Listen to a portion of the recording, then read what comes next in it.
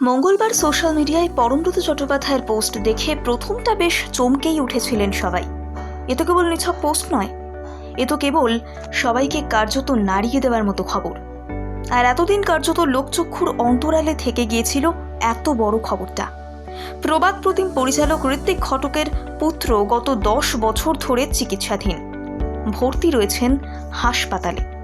এখানেই শেষ নয়, ঋত্বিক পুত্র ঋতবান ঘটক যে পরমব্রতর মামা তাও জানতেন না অনেকে।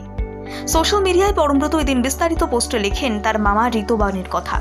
ঋতবানের সঙ্গে একটি ছবি শেয়ার করে পরমব্রত লিখেছেন, এটা আমার মামা ঋতবান ঘটক, সেই ঋত্বিক চক্রবর্তীর পুত্র যাকে গোটা পৃথিবী কিংবদন্তি একজন পরিচালক বলে উদযাপন করে।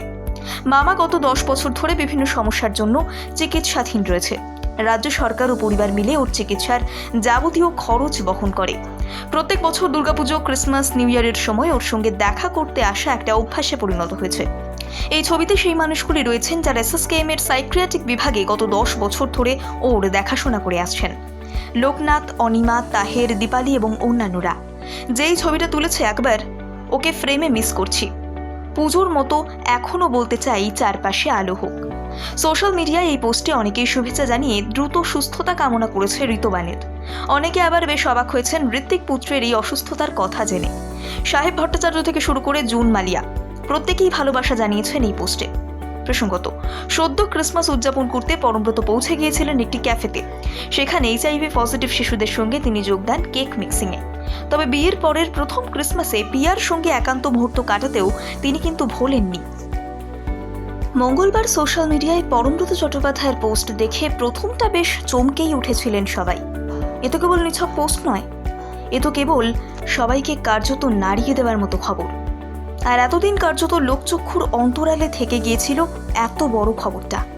প্রবাদ প্রতিম পরিচালক ঋত্বিক ঘটকের পুত্র গত 10 বছর ধরে চিকিৎসাধীন, ভর্তি রয়েছেন হাসপাতালে।